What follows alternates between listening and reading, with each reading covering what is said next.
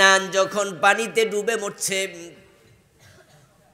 হযরত নূহ আলাইহিস সালাম তখনও বলেছেন, ইয়া বুনাইয়ার কাব মা'ানা, ও আমার প্রিয় বৎস, কলিজার টুকরা ছেলে, নৌকায় ওঠো, আমাদের সাথে ওঠো। কেনান জানে ওই নৌকায় উঠতে একটা টিকিট লাগে। ওই টিকিট হলো লা ইলাহা ইল্লাল্লাহ। হযরত নূহ আলাইহিস সালাম ৯৫০ বছর দাওয়াত দিলেন। মাত্র ৪০ জন, কোন বর্ণনায় পাওয়া যায় ৮০ জন এই কালেমা গ্রহণ করেছে। কালেমা পড়েছে যে কয়জন নৌকার যাত্রী হয়েছিল, শুধু সে কয়জন, এর বাহিরে একজনও নাই।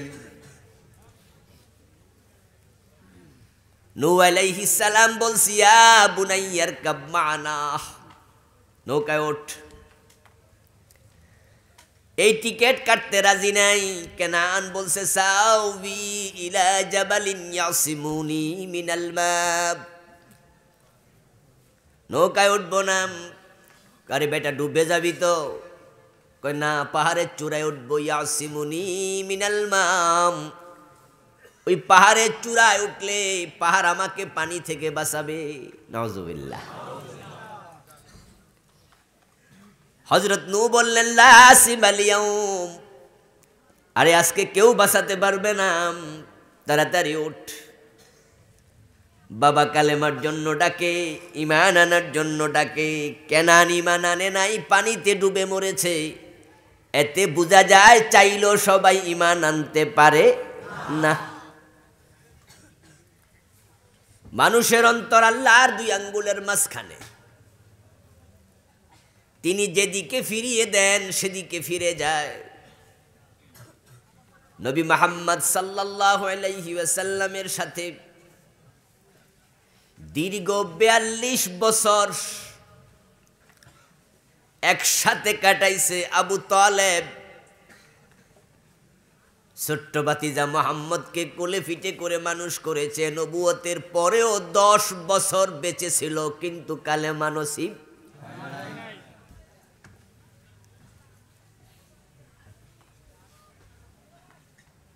রাসূল সাল্লাল্লাহু আলাইহি ওয়াসাল্লাম আবু তালেবের ইন্তেকালের সময় শিয়রের পাশে বসে বললেন, আম্মি কুল লা ইলাহা ইল্লাল্লাহ কালিমাতান আশহাদ লাকা বিহা ইনদাল্লাহ।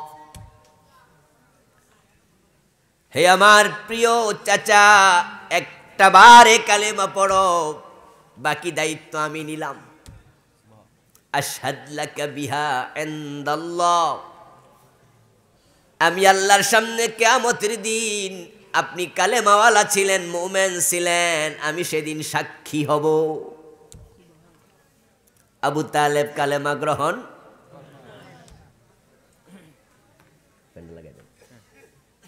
وكان آخر كلامه كلمهم هو على ملة عبد المطلب।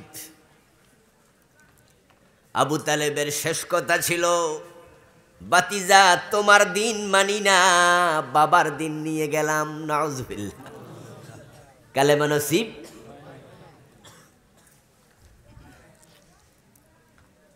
লূত আলাইহিস সালামের স্ত্রী জাহান্নামী হবেন। কানাত মিনাল গাবিরিন।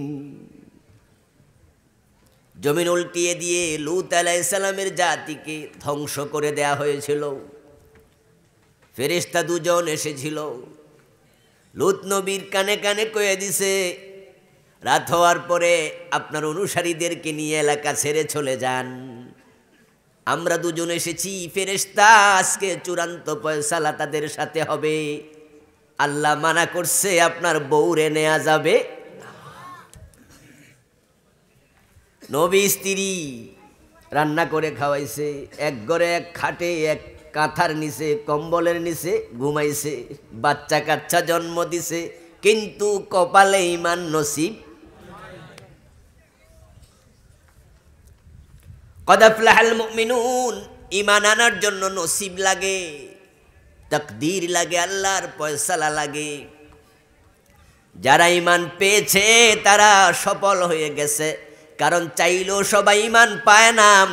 আল্লাহ যাকে ভালোবাসেন শুধু তাকেই ঈমান দেন।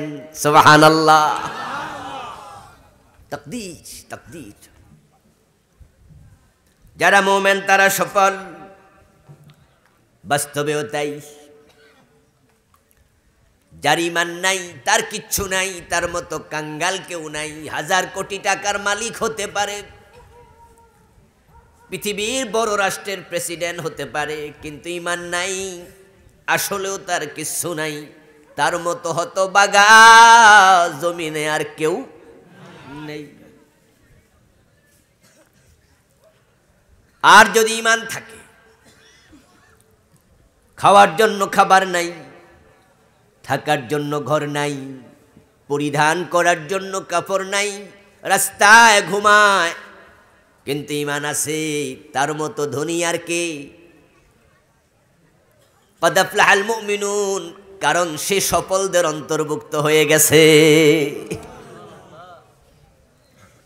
আজকের পৃথিবীতে কোথাও মুসলমানের জন্য সফলতার খবর নাই, সুসংবাদ নাই। বরং পৃথিবীর দেশে দেশে দিকে দিকে মুসলমান যেখানে মাইর খায় সেখানে। মুমিন সফল, এই আয়াতের ব্যাখ্যা বোঝা একটু জটিল। কারণ আমরা যদি মায়ানমারে যাই তাহলে দেখব রোহিঙ্গা মুমিন যারা, তারা নিজের দেশে থাকার সুযোগ নাই, ঘরে বাড়িতে আগুন লাগাইয়া দিছে, পশুর মতো গুলি করেছে, কচুর মতো কেটেছে, জান লইয়া 13 লাখের মতো বাংলাদেশ উদ্বাস্তু শিবিরে আশ্রয় নিয়েছে, ভিক্ষার হাত পেতে থাকে। জাতিসংঘ সাহায্য দেয়, খেতে পায়, সাহায্য না দিলে না খাইয়া মরা লাগবে। ওই 13 লাখ মুমিন, কদ আফলাহাল মুমিনুন, মুমিন সফল, এই কথার সাথে তাদের জীবন মিল না বেমিল? কথা বলা লাগবে। মাশাআল্লাহ, এই যে বুঝছেন। কারণ ওই মানুষগুলো ভিক্ষুক, সফল হলো কেমনে? অসুস্থ হয়েছে, চাইলেও তারা চিকিৎসার জন্য চট্টগ্রাম শহরে আসার অনুমতি, চারিদিকে কাঁটাতারের বেড়া। রোহিঙ্গাদের মাঝে মেধাবী সন্তান আছে, পরীক্ষা দিলে মেট্রিকে A+ পেত, ইন্টারমিডিয়েটে A+ পাওয়ার মতো মেধা আছে, চাইলেও কি ঢাকা ইউনিভার্সিটি ভর্তি হয়ে পড়তে পারবে? অনুমতি নাই। চিকিৎসার ব্যবস্থা নাই, শিক্ষার ব্যবস্থা নাই, খাওয়ার ব্যবস্থা নাই, থাকে ছোট্ট ঝুপড়ি ঘরে। আল্লাহ বলেন কদ আফলাহাল মুমিনুন, মুমিনরা সফল। তাহলে তাদের কি খবর? সফল কেমনে হলো? সিরিয়ার দিকে তাকান, ইয়ামানের দিকে তাকান, হাজার হাজার মুসলমান ইউরোপে উদ্বাস্তু হয়ে আছে। মা বাবার সাথে পালানোর সময় নৌকা ডুবে গেছে, আয়নাল কুদ্দি ছোট্ট আয়নালের লাশ সমুদ্রের তীরে উপর হয়ে আছে, মনে আসেনি? পুরা পরিবার মরে গেল, বাচ্চাটা মরে গেল, সফল হলো কেমনে? আজকের পৃথিবীতে সবচেয়ে ধনী মানুষ উইলিয়াম বিল গেটস, মুমিন না কাফের? পৃথিবীর সবচেয়ে ক্ষমতাধর ব্যক্তি জো বাইডেন, আমেরিকার প্রেসিডেন্ট, মুমিন না কাফের? তো ক্ষমতা তাদের হাতে, অর্থ তাদের হাতেই, সফল নাকি মুমিনেরা? কেমনে?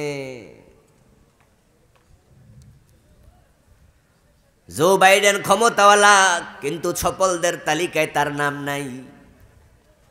বিল গেটস পয়সাওয়ালা, কিন্তু সফলদের তালিকায় তার নাম নাই। আর বাড়ি নাই, ঘর নাই, রাস্তায় থাকে, উদ্বাস্তু শিবিরে থাকে। মুমিন যদি হও, তোমার নাম সফলদের তালিকায় ঢুকায়া দিছে কে? কদ আফলাহাল মুমিনুন, কদ লিত্তাহকিক। ফেল মাজি শুরুতে কাদ আসলে মাজি করিবের অর্থ হয়, এখানে এটা নয়। এখানে হলো কাদ লিত্তাহকিক, তাহকিক, দৃঢ়তার জন্য এসেছে। কদ আফলাহা, নিশ্চিতভাবে মুমিন সফল হয়ে গেছে। সুবহানাল্লাহ। মুমিন সফল হবে তা নয়, সফল হয়ে গেছে। আল্লাহর কথার মাঝে কোনো সন্দেহ নেই। তাহলে মুমিন কেমনে সফল হলো? আল্লাহ পাক রব্বুল আলামিন মুমিন সফল হয়ে গেছে বলতে বলতে বলতে বলতে 9 নম্বর আয়াতে বলতেছেন, 10 নম্বর আয়াতে উলাইকা হুমুল ওয়ারিসুন আল্লাযীনা ইয়ারিসুনাল ফিরদাউস হুম ফিহা খালিদুন। মুমিন সফল হয়েছে মানে টাকা নয়, পয়সা নয়, ক্ষমতা নয়, মুমিন জান্নাতের মালিক হয়েছে। মুমিনদের জন্য আমি ফেরদাউস বানাইছি। জান্নাতুল ফেরদাউসে কোনো কাফেরের জায়গা আছে নাকি? জান্নাতুল ফেরদাউসে যে কয়জন আছে সবাই মুমিন। মান ক্বালা লা ইলাহা ইল্লাল্লাহু সুম্মা মাতা আলাইহি দাখালাল জান্নাহ। কালেমা নিয়ে যেই মরবে, মরতে দেরি, আল্লাহর জান্নাতে যেতে দেরি হবে না। মুমিন সফল, কারণ মুমিন জান্নাতি। কাফের ব্যর্থ, কারণ কাফের জাহান্নামী। ফামান যুহজিহা আনিন নার ওয়া উদখিলাল জান্নাতা ফাকাদ ফাজ। আল্লাহ কোরআন মাজিদে বলছেন, যে ব্যক্তিকে জাহান্নাম থেকে নিষ্কৃতি দেয়া হলো এবং জান্নাতে প্রবেশ করানো হলো, সেই তো প্রকৃত সফল হলো। দুনিয়ার বাড়িওয়ালা সফল নয়, গাড়িওয়ালা সফল নয়, টাকাওয়ালা সফল নয়, ক্ষমতাওয়ালা সফল নয়, কারণ টাকা পয়সা ক্ষমতা আজ আছে।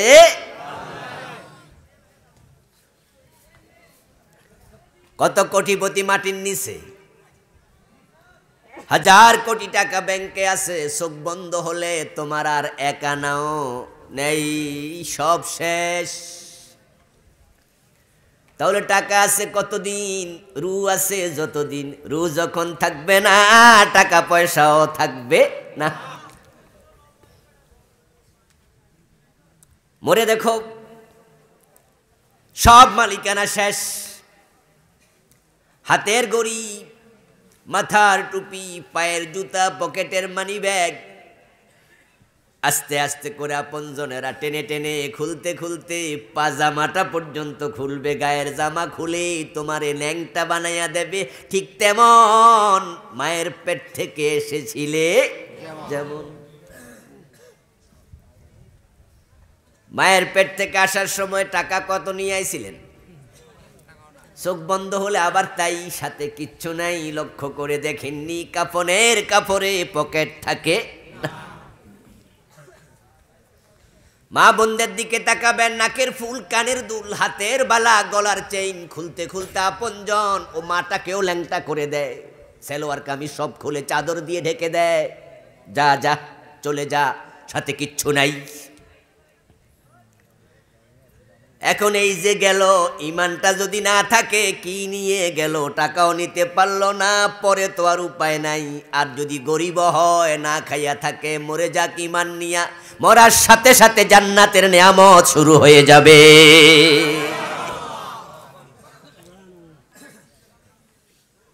এই জন্য হযরত ওমর বলছেন, দুনিয়ার মানুষ তোমরা ভুল বুঝতেছো, তোমরা সফলতার সংজ্ঞা উল্টা করছো। ভাবছো তোমরা যে টাকাওয়ালা সে সফল মানুষ, সফল ব্যবসায়ী অমক, যার ক্ষমতা আছে সফল, সফল রাজনীতিবিদ, ঠিক না? রাজনীতি করছে, এমপি হয়ে গেছে, মন্ত্রী হয়েছে, সফল রাজনীতিবিদ। ব্যবসা করছে, এখন কোটি কোটি টাকার মালিক, সফল ব্যবসায়ী। এই জন্য তো আমরাও পাগল হয়ে গেছি টাকার পিছনে, ক্ষমতার পিছনে। টাকার জন্য মুসলমানের ছেলেরাও এমন পাগল হয়েছে, টাকার জন্য খুন করে, এমনও আছে না নাই? ব্যবসা করছে, নামাজ কালামের সময় নাই, টাকার পিছনে এমন ভাবে সময় ব্যয় করছে। রমজান মাসে মানুষ আল্লাহরে পাওয়ার জন্য পাগল হইয়া উমরায় যায়, ইতিকাফে বসে, তারাবি পড়ে, তাহাজ্জুদ পড়ে, কিয়ামুল লাইল করে, কিন্তু সেই রমজানে এশারের নামাজটা পড়ে নাই, তারাবি দূরের কথা। এমন মুসলমানের সন্তানও আছে না নাই? বুড়িচং বাজারে গেলেও দেখবেন 27 রাত এক রাত 1000 মাসের চেয়ে সেরা। দেখবেন যে ক্যান্টনমেন্টে যাইয়া, কুমিল্লা শহরে যাইয়া রাতে 3টা পর্যন্ত দোকান খোলা, বেচা কেনা চলছে। চাঁদ রাতে এশারের নামাজটা পড়ে নাই, চাঁদ রাতে বেচা কেনা চলছে। আরে নামাজ কালাম রোজা গেল ফরন যাইব, ব্যবসাতে উনি করণ লাগবে। টাকার পেছনে পাগল হয়ে দৌড়ায়, হালাল হারাম বাসে না, সামনে যা পায় পকেটে ঢুকায়, এমন মুসলমানের সন্তানও আছে না নাই? নবী মুহাম্মদ তাই বলেছেন, ইয়াতি আলান নাসি জামান লা ইউবালিল মারউ মা আখাযা মিনহু ওয়া মিনাল হালাল আম মিনাল হারাম। একটা জামানা আসবে মানুষ হালাল হারাম আর বাঁচবে না, ওই জামানা আসবে না, এসে গেছে। তারা সফল মানুষ নয়, ব্যর্থ। হযরত ওমরের জন্য বলেন, মানে ইতাজ্জা বিমাকানিহি ফালিয়ানজুর ইলা ফিরআউন ওমান ইতাজ্জা বিমালিহি ফালিয়ানজুর ইলা কারুন ওমান ইতাজ্জা বিনাসাবিহি ফালিয়ানজুর ইলা আবি লাহাব ইন্নামাল ইজ্জাতু বিত্তাকওয়া। قال تعالى وتلك الجنة التي نورث من عبادنا من كان تقيا। ফারুক আজম বলেন, যদি তোমরা যারা পয়সাওয়ালা আছো তারা ভাবো তুমি সফল, তাহলে আমি তোমাকে বলবো তুমি একটু কারুনের দিকে তাকাও। তোমরা যারা ক্ষমতাওয়ালা আছো, এমপি হইছো, মন্ত্রী হইছো, চেয়ারম্যান হইছো, মেম্বার হইছো, মনে মনে ভাবো তুমি সম্মানী, তুমি ক্ষমতাওয়ালা, তুমি সফল। আমি ওমর বলি তাহলে একটু ফেরাউনের দিকে তাকাও। ফেরাউনের হাতে ক্ষমতা ছিল কিনা? দুনিয়ার কেউ কি ফেরাউন নামে বাদশার নাম রাখে? কেউ তাকে সফল মনে করে? বরং কেউ যদি কয় আপনি ফেরাউন, খুশি হয় না রাগ হয়? ইজ্জত কই? ও বন্ধু, ফেরাউন মিশরের প্রেসিডেন্ট ছিল, আর আপনি তো এলাকার এমপি মাত্র, চেয়ারম্যান মাত্র, আপনি তার তুলনায় তো কিচ্ছু না। তাকে কেউ সম্মানী মানুষ মনে করছে না। আল্লাহ তারে পানিতে চুবাইছে, তার লাশটা আজ পর্যন্ত রেখে দিয়েছে, লিতাকুনা লিমান খালফাকা আয়াম, আমরা যেন তাকে দেখে বুঝি, শিক্ষা নেই। ক্ষমতার নাম সফলতা না, সফলতা আছে তার ঈমান আছে যার। ফেরাউনের ঈমান আছে, সফলতা নেই। ক্ষমতা থেকে লাভ কি?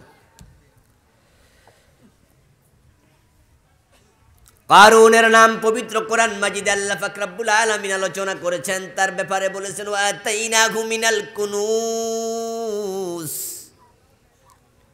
কারুনকে আমি গুপ্তধনের ভান্ডারগুলো দিয়ে দিয়েছিলাম। কারুনের সম্পদ এত বেশি ছিল, তার ধনাগার, আলমারি, লকারের চাবি বহন করার জন্য একদল লোক লাগতো, চাবির ভারে তাদের গর্দান নুয়ে যেত। কিন্তু আজকের পৃথিবীতে কারুন কারো কাছে সম্মানী নয়, বরং কৃপণ লোকের উদাহরণ দিলে কারুনের নাম বলা হয়। এই বেটা তুই একটা কারুন। আর বেলালের দিকে তাকান, হযরত বেলালের ইজ্জত সম্মান আছে না নাই? কত? যদি আজকে বেলালকে আমরা পেতাম, আমাদের ব্রাহ্মণপাড়া বাজারে বেলাল এসেছে কবর থেকে উঠে, কেউ যদি জানাইয়া দিত তো হাফসি বেলাল যায়, আমরা আলেম ওলামারা সবার আগে দৌড় মারতাম, বেলালের কপালে চুমু দিতাম, গায়ের জামা খুলে বেলালের পা দুইটা মুছে দিতাম। হযরত ওমর অর্ধ দুনিয়ার সম্রাট ছিলেন, উনার কাছে হযরত বেলাল আসতেন মাঝে মাঝে। রাসূলের ইন্তেকালের পরে বেলাল আর মদিনায় থাকেন নাই। তিনি বলতেন রাসূল সাল্লাল্লাহু আলাইহি ওয়াসাল্লাম যে শহরে নাই, বেলাল সেই শহরে থাকে কেমনে? মাঝে মাঝে মদিনা আসতেন। হযরত ওমরের দরবারে গেলে ওমর রাদিয়াল্লাহু তাআলা আনহু বসা থেকে দাঁড়ায়া যেতেন, দরজা পর্যন্ত আগায়া যেতেন, বলতেন আতানা সাইয়্যিদুনা বেলাল, আমাদের নেতা বেলাল এসেছে। বেলাল গোলাম, বাবা গোলাম, দাদা গোলাম, গোলামের ছেলে গোলাম, আর অদ্য দুনিয়ার সম্রাট ওমর বলে কিনা আমি অদ্য দুনিয়ার নেতা, আর বেলাল আমি ওমরের নেতা। অথচ বেলাল রাদিয়াল্লাহু তাআলা আনহুর হাতে ফেরাউনের মতো ক্ষমতাও ছিল না, কারুনের মতো টাকা পয়সাও ছিল না। থাকতেন মসজিদে নববীর বারান্দায়, আহলে সুফার সদস্য, নবী মুহাম্মাদের জীবদ্দশায় বিয়েটা করতে পারেন নাই। ওই বেলাল আজকে নেতা। বেলাল ওমর দেখলে বেলালকে দাঁড়ায়া যায়, বুকে টেনে নেয়। আমরাও বেলালকে সবাই চুমু খেতাম কাছে পেলে, এত দাম এত নাম। এই দুনিয়াতে মুসলমানদের হাজার হাজার ছেলের নাম বেলাল আছে না নাই? কারণ শুধু একটা ঈমান, ঈমান, ঈমান। বিশ্বনবী মেরাজ থেকে ফিরে এসে বলেন, বেলাল আমি জান্নাতে ঢুকেছি, আমার আগে আগে তোমার পায়ের শব্দ শুনেছি। যার ঈমান আছে সেই সফল। এখন আপনারা যারা আমার আলোচনা শুনছেন, যদি আপনি নিজেকে সফলদের কাতারে নিতে চান, ঈমানের যত্ন করা দরকার আছে না নাই? কিন্তু ঈমানটা নিয়ে মরতে হবে। যদি ঈমান হারা হয়ে মরে যান, ঈমান এখন থেকে কোনো লাভ।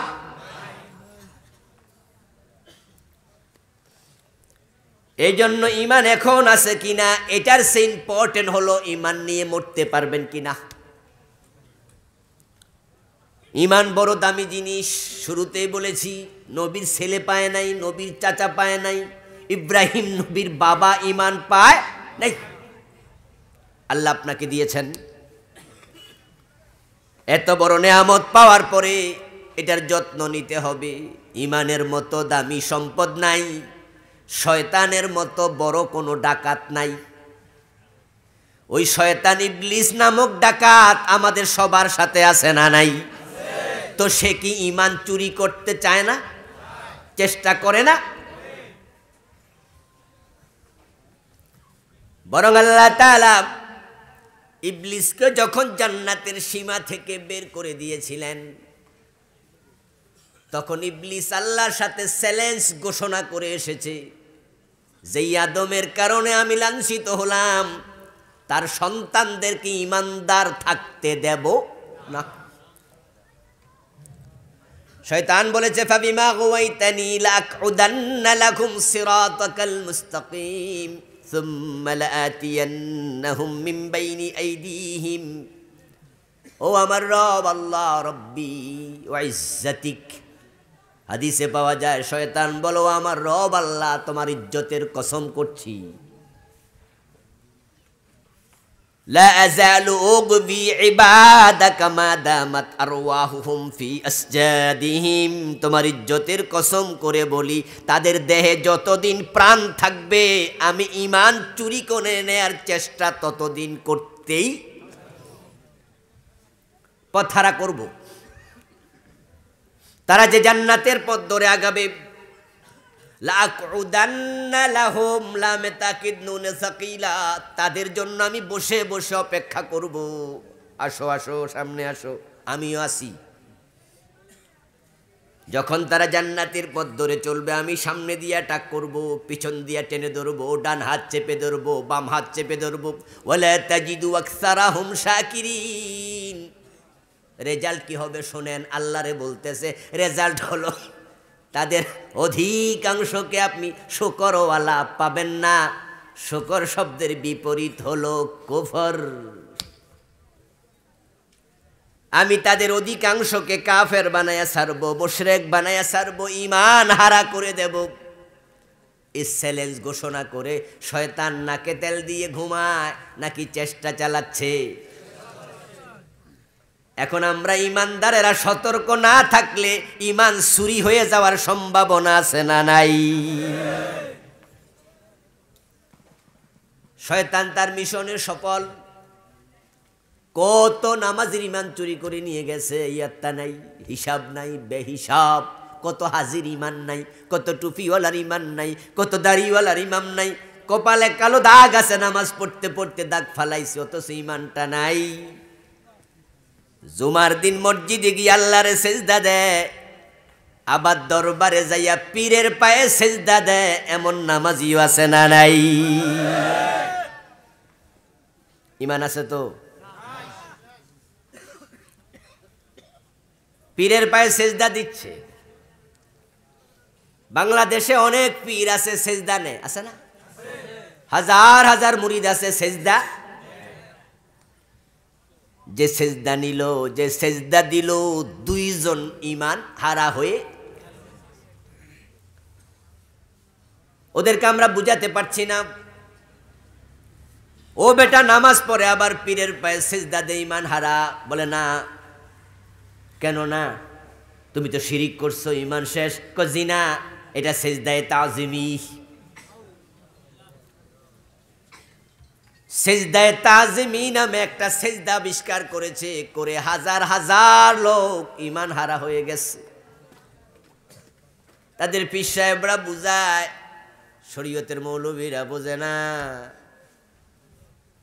মারেফতে পীরের পায়ে সেজদা দেয়ার বিধান আছে। কোরআন খুলে দেখো, আদম রে ফেরেশতারা সেজদা দিছে। আল্লাহ ছাড়া অন্যরে সেজদা দিলে যদি ইমান যায়, ফেরেশতারাও তো মুশরিক হইতো। তো আদম রে সেজদা দিলে ফেরেশতা যদি মুশরিক না হয়, ফিরেরে দিল অসুবিধা। এখন পীর সাহেবের তাফসীর শুনে মুরিদ কয়, দলিল পাইছি। এটা এটা ইবাদতের সেজদা নয়, এটার নাম দিছে তাজিমি সেজদা। আমরা বলতে চাই প্রিয় ভাইয়েরা, ধোকায় পড়বেন না।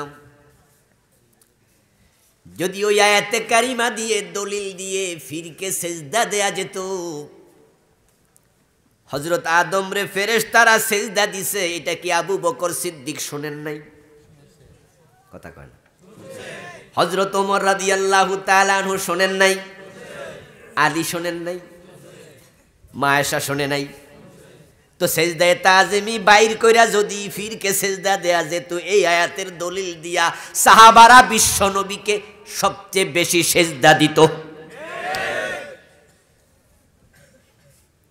পীরের প্রতি মুরিদের ভক্তি আছে না নাই? ভক্তি করে তো সেজদা দিছে। নবী মুহাম্মাদের প্রতি সাহাবাদের ভক্তি আছে না নাই? রাসূল সাল্লাল্লাহু আলাইহি ওয়াসাল্লামের মতো বড় পীরকে, সাহাবাদের মতো বড় মুরিদকে। ওই আয়াতে কারিমা দিয়া জাতির ঈমান হরণ করা হচ্ছে। কোন সাহাবী রাসূলকে একদিনও সেজদা দেন নাই। এতে প্রমাণিত হয় সেজদায়ে তাজিমি বলতে কোনো সেজদার অস্তিত্ব নাই। ঈমান হারা হয়ে গেল একদল লোক। রাসূলুল্লাহ সাল্লাল্লাহু আলাইহি ওয়াসাল্লাম বলছেন, ইয়াতি আলান নাস জামান ইয়াজতামিউনা ফিল মাসাজিদ লাইসা ফীহিম মুমিন। শুধুমাত্র ওরাই ঈমান হারা নয়, আরো আছে, অভাব নাই। বিশ্বনবী বলেন, এমন এক জামানা আসবে, যেই জামানার মানুষগুলো মসজিদে জামাতের সাথে নামাজ পড়বে, কিন্তু একটারও ঈমান থাকবে না। ইমাম সাহেব কাফের, নামাজ পড়বে। মুয়াজ্জিন কাফের, নামাজ পড়বে। মুসল্লিগুলো কাফের, সবাই নামাজ পড়বে। ঈমান নাই। ঈমান হলো একের মতো, আমল হলো ডান পাশের শূন্যের মতো। এক যদি না থাকে, শূন্যের কোনো মূল্য। এই জন্য ঈমানের যত্ন নেবেন। খুব দামি জিনিস, শয়তান এটা চুরি করতে আসে। হাদিস কি? আশ-শাইতানু জাসিমুন আলা কলবি বনি আদম। শয়তান মানুষের কাছে, কলবের কাছে, মানুষের কাছে যাইয়া তার কলবের পাশে গাপটি মরে বসে থাকে। কোথায় বসে? কথা বলেন। কোথায় বসে? নবী মুহাম্মদ সাল্লাল্লাহু আলাইহি সাল্লাম বলতেছেন কলবের পাশে বসে। কারণটা কি? কারণ ঈমান থাকে কই? কলবে। ইমাম আবু হানিফা রাহিমাহুল্লাহ বলছেন আল ঈমান হুয়া তাসদীকু বিল জানানি ফাকাত। ঈমান হলো অন্তরের বিশ্বাসের নাম। অন্তরকে আরবিতে কি বলে? কলব। কথা বলেন না ভাইরা? অন্তরকে কি বলে? তো শয়তান বসে কোন জায়গায়? এর টার্গেট কি? ওই জায়গার ঈমান। এই টার্গেটে এখন শয়তান সফল। আল্লাহর হাবিব বলছেন ইমাম মুয়াজ্জিন মুসল্লি একটারও ঈমান থাকবে না, নামাজ পড়বে এমন একটা জামানা আসবে। আসলে এক একজনকে এক এক জায়গায় ধাক্কা দিয়া শয়তান ঈমান হারা করে ছেড়ে দিয়েছে। ঢাকা ইউনিভার্সিটির ভিতরে জগন্নাথ হল নামে একটা হল আছে, হিন্দুরা থাকে, হিন্দু ছাত্র থাকে, জগন্নাথ হল। ওই হলের ভিতরে একটা বড় দিঘি আছে। কি আছে? পত্রিকা একদিন সম্ভবত ইনকেলাব, যতটুকু আমার মনে পড়ে, দেখলাম যে এক পৃষ্ঠা ভেপি ফিসার। ফিসারের বিষয়বস্তু হচ্ছে জগন্নাথ হলের দিঘি 2 বছর 3 বছর ব্যবধানে গোসল করতে নেমে ছাত্র মরে যায়। ডুব দিছে আর ওঠে নাই। 3 দিন পরে 2 দিন পরে লাশ পাওয়া যায়। এরকম ঘটনা ঘটছে অনেকবার। এজন্য সেদিনের ফিসার টোটাল পৃষ্ঠাভেপী বিভিন্ন জনের সাক্ষাৎকার যে কেন এমনটা হচ্ছে। তো সেখানে যারা মৃত্তিকা বিজ্ঞানী তাদের বিভিন্ন মন্তব্য নিয়েছে, যারা নৃবিজ্ঞানী তাদের মন্তব্য নিয়েছে, পরিবেশবিদ তাদের মন্তব্য নিয়েছে, ইউনিভার্সিটি টিচারদের কয়েকজনের মন্তব্য দিয়েছে। কোন কারণ? কেউ বলেছে ভৌতিক কারণ, কেউ বলেছে না মাটির সমস্যা, সেখানে কেউ গেলে হয়তো মাটিটা নিচের দিকে চলে যায়, চোরাবালি আছে না, এই টাইপের কোনো মাটির সমস্যা, ইত্যাদি ইত্যাদি ইত্যাদি। 1-2 জনের মন্তব্য দেখলাম, তারা বলে যে না, ভৌতিক বা জিন জাতীয় কোনো সমস্যা নেই, কারণ জিনের কোনো অস্তিত্বই নাই পৃথিবীতে। জিন আবার কি জিনিস? ফাও কথা, ভৌতিক কোনো কাজ নাই। আমার বন্ধু জগন্নাথ হলের দিঘিতে কেন ছাত্র ডুবে মরে এটা আমিও জানি না। আপনাদের কাছে তার ব্যাখ্যা করাও আমার উদ্দেশ্য নয়। উদ্দেশ্য হলো এখানে একদল লোক ঈমান হারাইছে। সে দলের লোকগুলা হলো যারা বলছে জিন বলতে কিচ্ছু নাই। এই চিন্তা যার আছে তার ঈমানটা শয়তান চুরি করে নিয়ে গেছে। কারণ জিন জাতি নামে আলাদা কোরআনে সূরাও আছে না নাই? জগন্নাথ হলে দিঘিতে জিন আছে কি নাই সেটা কথা না, ওরা বলতেছে জিন আবার কি জিনিস, জিনে নাই। জিন কোনদিন দেখছো? ফাও কথা এগুলো। অথচ কোরআনে আছে ওয়ামা খালাকতুল জিন্না ওয়াল ইনসা ইল্লা লিয়াবুদুন, আমি মানুষ এবং জিনের ইবাদতের জন্য বানাইছি। তো আপনি যদি বলেন জিন দেখি না, জিন মানি না, তাহলে তো আপনি আল্লাহরও দেখেন নাই, ফেরেশতাও দেখেন নাই, জান্নাতও দেখেন নাই, জাহান্নামও দেখেন নাই, দেখেন না, ঠিক না? তো এগুলো মানেন কেমনে? আসলে সব জিনিস দেখে মানতে হয় না। অনেক বিষয় আছে দেখা যায় না, বাস্তব। যেমন অক্সিজেন, আমরা যারা এখানে বসে আছি বাতাসে অক্সিজেন আছে না নাই? দেখছেন? কে কে হাত তোলা দেন। তো দেখেন নাই তাই মানেন না, কথা হইল। গোলাপ ফুল নাকের কাছে নিলে সুগন্ধ আছে না নাই? গন্ধ দেখা যায়। যুক্তি দিয়া ঈমান হারালো, জিন বলতে কিচ্ছু নাই। ব্যাপারটা কি? ব্যাপার হলো পবিত্র কোরআনের বিসমিল্লাহর বা থেকে মিনাল জিন্নাতি ওয়ান নাসের সিন পর্যন্ত যত হরফ আছে, যত শব্দ আছে, যত মেসেজ আছে, যত বক্তব্য আছে, সবটা মানার নাম ঈমান। একটাও স্বীকার করলে ঈমান থাকবে না। কাদিয়ানি নামে একটা সম্প্রদায় আছে, আসেনি? নাম শুনেছেন? তারা মুমিন না কাফের? উলামায়ে কেরামের ফতোয়া হলো কাদিয়ানির সাথে মুমিনদের বিয়ে শাদিও জায়েজ। কাদিয়ানি মারা গেলে মুমিনদের গোরস্থানে কবর দেওয়াও জায়েজ নাই। সব হক্কানি আলেম একমত কাদিয়ানি সম্প্রদায় কাফের। অথচ বলুন তো তাদের মসজিদ আছে না নাই? তাদের মসজিদে আজান হয় না, একামত হয় না, তাদের মসজিদে ইমাম নাই, মুয়াজ্জিন নাই, মুসল্লি নাই, নামাজ পড়ে না, তো কাফের ফতুয়া কেন?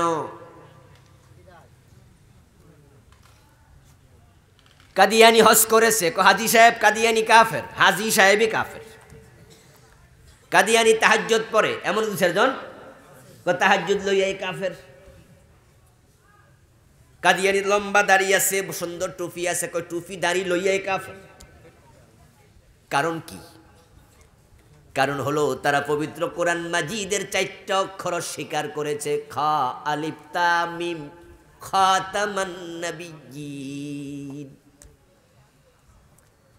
আল্লাহ তাআলা কোরআন মাজিদে বিশ্ব নবীকে বলেছেন শেষ নবী, ওনার পরে আর কোন নবী নাই। قال النبي صلى الله عليه وسلم أنا خاتم الأنبياء ولا نبي بعدي। বিশ্ব নবী বলেন আমি শেষ নবী, আমার পরে আর নবী নাই। কাদিয়ানি সম্প্রদায় এখানে হোঁচট খেল, ধাক্কা খেল, পিছলা খাইয়া পড়ে গেল, অসতর্ক হলো, শয়তান এখানে ঠেকা দিয়া ইমান কেড়ে নিল।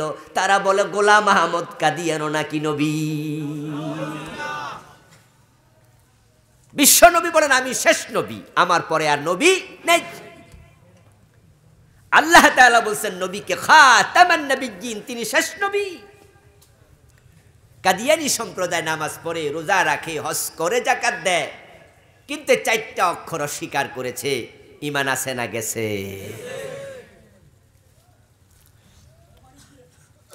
এইভাবে কোরআন মাজিদের কত হরফ, কত শব্দ, কত বিধান এ টুপিওয়ালা নামাজি মানুষগুলো স্বীকার করে বসে আছে, নিজেদেরকে মোমেন ভাবতেছে। কোরআন মাজিদের কত আয়াত মানেন না। এই জাতীয় মুসলমান আজকের মাহফিলও আছে, উদাহরণ দিলে বুঝবেন। আল্লাহর বক্তব্য আলা লাহুল খালকু ওয়াল আমর, এখানে অক্ষর আছে 15টা। আলার মাঝে 3টা, লাহুর মাঝে 2টা, কটা হলো? আল খালকের মাঝে 5টা, ওয়াল আমরুর মাঝে আবার 5টা, মোট কয়টা? কাদিয়ানি মানে না কয়টা? ঈমান আছে না গেছে? আওয়াজ দিয়ে বলুন তারা মুমিন না কাফের? সফল না ব্যর্থ? এখানে 15টা অক্ষর আছে, যদি কেউ না মানে তার ব্যাপারে ফতুয়া কি হবে? একই ফতুয়া। আপনি মানেন আর না মানেন, ফতুয়া কিন্তু ঠিক। যেমন আমরা কুমিল্লা থেকে বড় বড় 100 জন আলেম বাছাই করে যদি কাদিয়ানি কারো বাড়ি যাই আমরা সবাই মিলে কই আপনারা কিন্তু কাফের, হেরা কি মানবনি? এরকম শরণ হুজুর আমাদের বুঝ নেবে না, আমাদের ফতুয়াও নেবে না। ফতুয়া নিলেই কি, না নিলেই কি, কোরআনের এক অক্ষর স্বীকার করলে ঈমান থাকবে না। এটাই হলো বাস্তব ফতুয়া। আলা লাহুল খালকু ওয়াল আমর, সাবধান। আল্লাহ অর্থ কি? সাবধান। কে বলতেছে? সাবধান শব্দটা কোথায় ব্যবহার করা হয়? যেখানে সামনে বিপদ হইতে পারে। এই জন্য দেখবেন যে হাই ভোল্টেজের খাম্বা যখন যায়, বিদ্যুতের তার যায়, তখন সেখানে কঙ্কালের ছবি দিয়া তারপর উপরে লেখে কি? সাবধান। বিদ্যুতের খাম্বার মাঝে সাবধান বাণী লেখা থাকে। যেখানে বিদ্যুতের বড় বড় ট্রান্সফরমার থাকে সেখানে গেট দেয় চারপাশে, ধরেন 10টা 20টা ট্রান্সফরমার এক জায়গায় দিয়া বিদ্যুৎ সাপ্লাই দিচ্ছে, চারপাশে লোহার গেট দিছে, বেড়া দিছে, সেখানে বিভিন্ন জায়গায় লেখা থাকে সাবধান সাবধান সাবধান, থাকে না? এর মানে বিপজ্জনক এরিয়া, ডেঞ্জার জোন। সতর্ক থাকেন না, বিপদ হবে। রাস্তা ধরে আমরা যাচ্ছি, কয়েকজন আধো আলো আধো অন্ধকার, এ অবস্থা দেখে একজন হাঁটার পথে যে ময়লা, তখন সাবধান সাবধান সাবধান, ময়লা বলে না, সাবধান মানে হচ্ছে সামনে বিপদ। আল্লাহ সাবধান বলতেছে, তাহলে বুঝতে হবে পরে একটু বিপদ হইতে। 15টা অক্ষর। এই দেশের হাজার হাজার নামাজি অস্বীকার করে আছে নিজের অজান্তেই, ঈমান হারায়া বসে আছে। আল্লাহর বক্তব্য, সাবধান, সৃষ্টি যার, আইন চলবে শুধুই তার। কার বক্তব্য? সৃষ্টিকার। আইন চলবে কার? চলছে তো। আল্লাহ বলে চোর ধরে হাত কাটো, আমরা চোর ধরে জেলে দেই।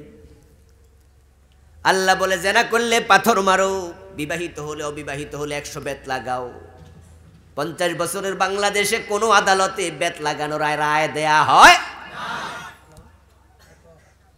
মদ পান করলে 80 বেত লাগাতে হবে, এমন বিধান ইসলামে আছে না নাই? বাংলাদেশে মদ আছে না নাই? মদ খাওয়ার লোক আছে না নাই? 80 বেতের পয়সালা কয়দিন হয়েছে? কোনো আদালত দেয় নাই।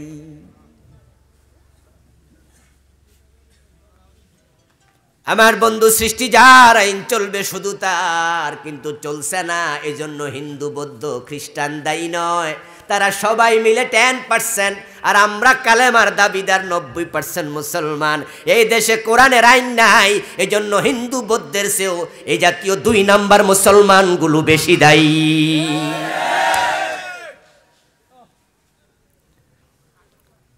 ইনিল হুকমু ইল্লা লিল্লাহ।